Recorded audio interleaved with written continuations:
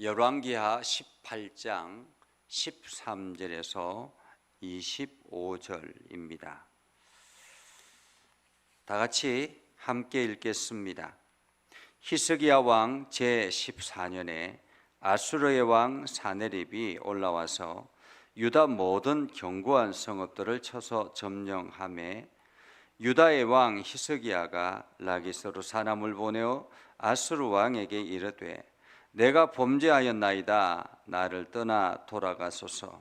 왕이 내게 지우는 것을 내가 당하리이다 하였더니 아수르 왕이 곧 은 300달란트와 금 30달란트를 정하여 유다 왕 히스기야에게 내게 한지라. 히스기야가 이에 여호와의 성전과 왕궁 곳간에 있는 은을 다 주었고 또 그때에 유다 왕 히스기야가 여호와의 성전 문에 금과 자기가 모든 기둥에 입힌 금을 벗겨 모두 아수르 왕에게 주었더라.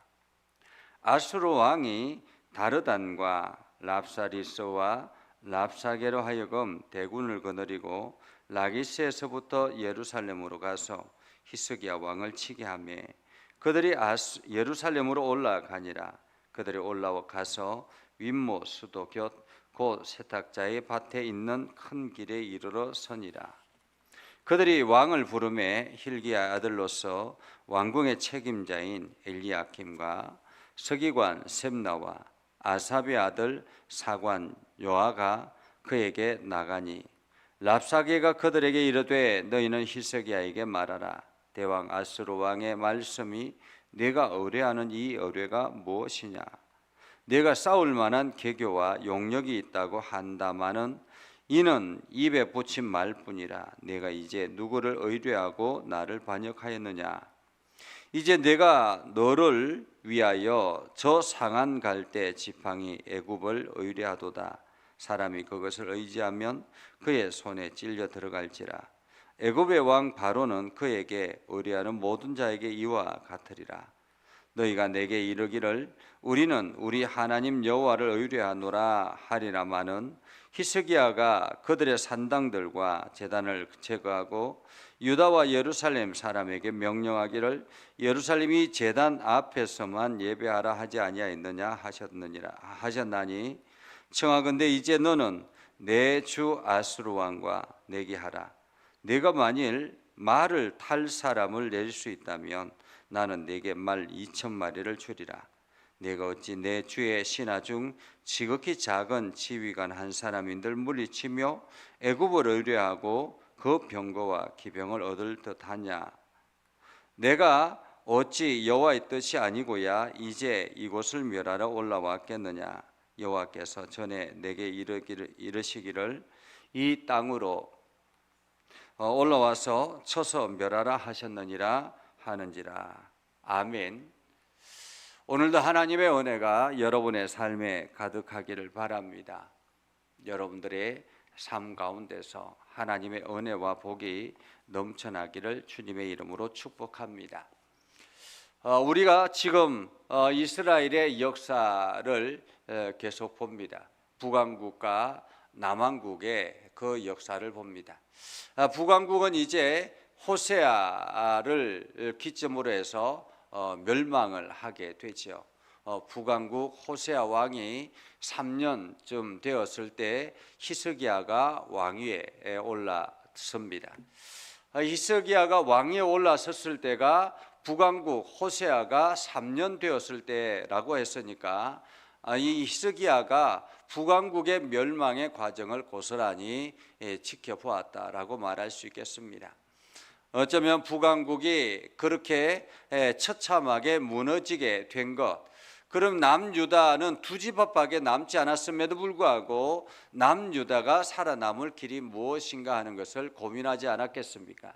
그래서 히스기야 왕이 철저하게 종교개혁을 했던 것을 우리가 어제 말씀을 통해서 봅니다.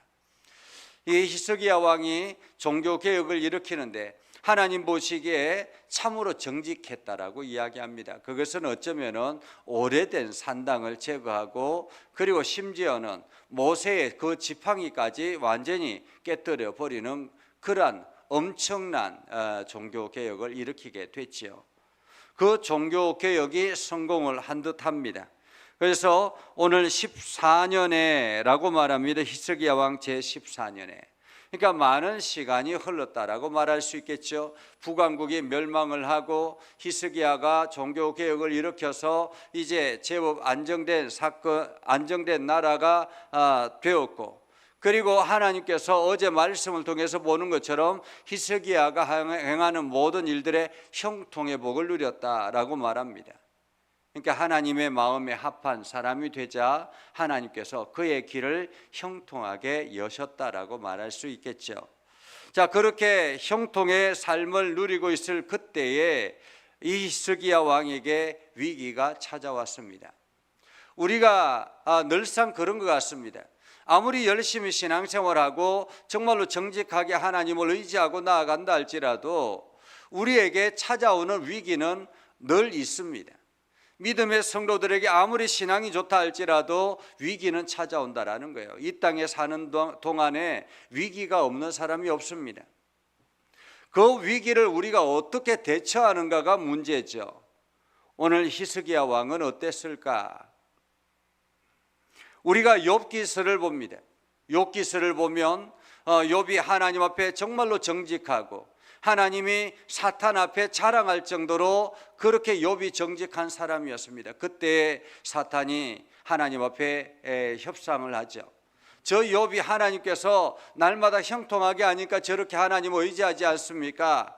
그러자 네가 마음껏 시험해보라. 그래서 먼저는 물질을 타격을 줍니다. 그래도 욥이 하나님을 의지합니다. 가족의 자녀들을 타격을 줍니다. 그래도 하나님을 의지합니다. 심지어는 욥의 신체를, 욥의 몸을 힘들게 합니다. 질병으로 고통당하게 하죠. 그제서야 욥이 주저앉습니다. 우리가 아무리 열심히 신앙생활을 해도 사단은 우리를 끊임없이 우는 사자와 같이 삼킬 자를 찾는 것처럼 우리를 찾아서 우리를 무너뜨릴 전략을 꾸민다라는 것입니다.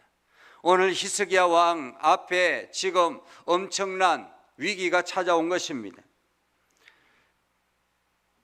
오늘 13절에 보면 이렇게 말합니다. 사네립이 올라와서 유다 모든 견고한 성읍들을 쳐서 점령하매 라고 말합니다. 유다 모든 성읍들을 쳐서 점령하매. 견고한 성읍들을 쳐서 라고 말합니다. 그동안에 히스기야 왕이 이 유다 나라를 안전하게 만들고 그리고 각 성들을 완전히 보수해서 완전히 안전하게 견고하게 만들었습니다. 그런데 그 견고한 성읍이 지금 아수르 왕 사네립 앞에 한순간에 무너졌다라는 것입니다. 사실 이때 아수르 왕이 이렇게 군대를 이끌고 쳐들어온 이유가 있었습니다. 왜냐하면 지금 아수르가 왕권이 바뀔 때에 동쪽과 남쪽과 서쪽에 각기 그 점령했던 나라들이 독립하려고 반란을 일으켰던 그런 때였습니다.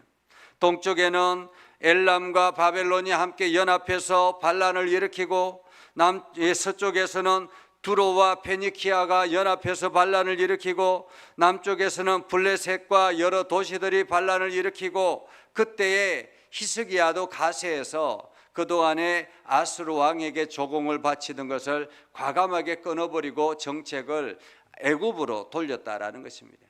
애굽과 연합해서 지금 저 아수르가 이제 신흥 강대국이었지만은 이제 점점 여기저기서 반란이 일어나니까 얼마 가지 못할 것 같은 생각이 들었던 거죠. 그래서 정책을 바꿨던 것입니다. 아수르에 조공하지 않고 바벨론에 이 애굽을 의지했다라는 거죠. 자, 이런 정책을 펼치자 아수르 왕 그 새롭게 등장한 사네립이 군대를 이끌고 반란 세력들을 점령하기 시작했습니다. 그렇게 해서 블레셋을 치고 지금 이 남유다 예루살렘까지 쳐들어오게 됐다라는 거죠. 엄청난 군대가 유다를 치려고 오는 것을 보고 이 히스기야 왕이 깜짝 놀라서 그 사네립에게 사람을 보냅니다. 사람을 보내서 내가 범죄했습니다. 다시 말하면 내가 잘못했습니다. 물러나 주시기만 한다면 당신이 요구하는 어떤 것이라도 들어드리겠습니다. 제발 군사를 물려주십시오. 한순간에 그 사네립 앞에 굴복하는 히스기야 왕을 보죠. 그래서 아수르 왕이 어떻게 합니까? 은 300달란트와 금 30달란트를 요구하죠. 이때 한 달란트가 34kg 정도 된다고 합니다. 은 300달란트면 얼마나 될까요? 금 30달란트면 얼마나 될까요?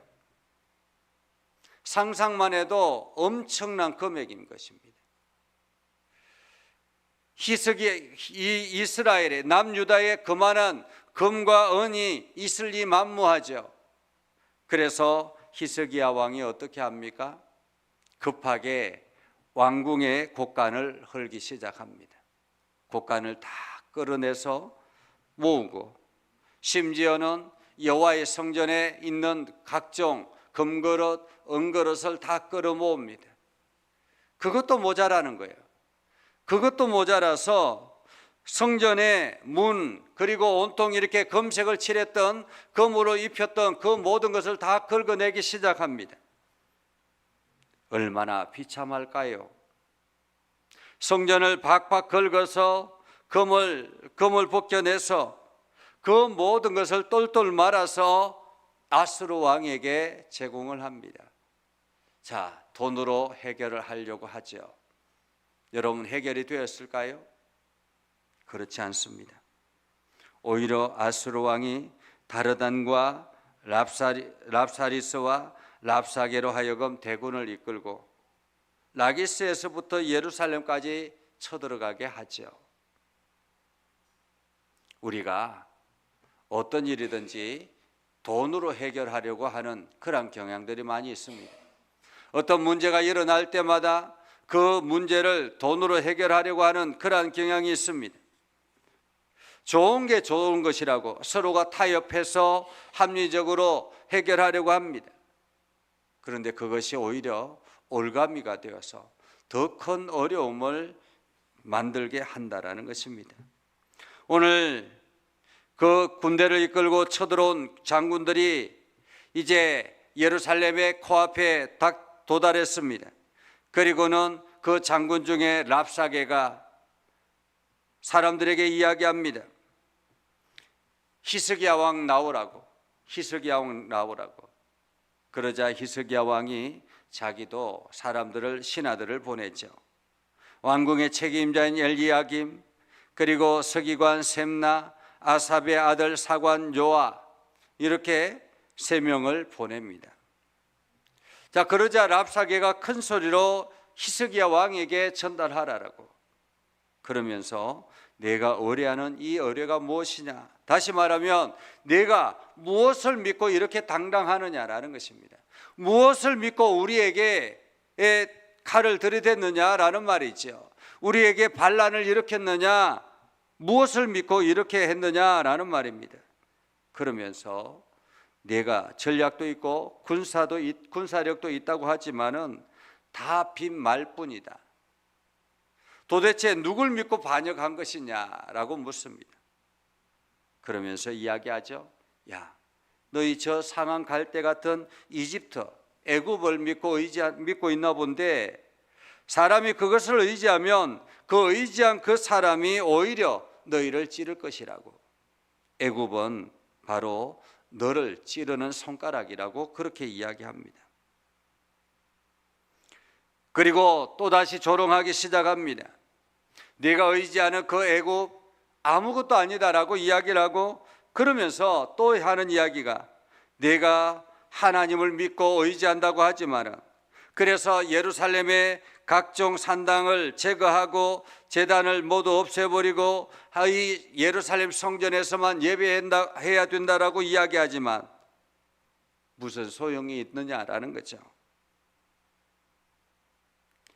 한번 우리 왕과 내기 한번 할래? 우리 왕과 내기 한번 할래? 만약에 너희가 말을 탈 사람이 있다면 내가 2,000마리 말을 주겠다. 2,000마리나 되는 말을 주겠다.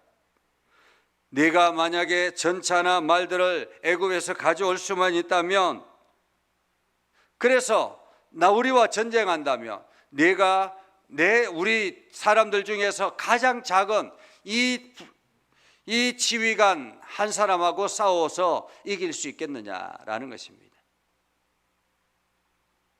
그러면서 하나님을 이야기합니다. 너희가 하나님을 의지한다고 하지만 오히려 우리가 하나님이 우리를 보내서 너희를 멸하게 하느니라 라고 말합니다. 25절에 보면 이렇게 말합니다. 내가 어찌 여호와의 뜻이 아니고야 이제 이곳을 멸하러 왔겠느냐. 다시 말하면 이것은 너희가 믿는 그 하나님의 뜻이다라고 이야기합니다. 믿는 사람들이 자기의 힘을 의지하고 자기의 능력을 과시해서 지금 믿지 않는 사람들이 믿음의 사람들을 지금 공격하는 그러한 장면을 우리는 봅니다.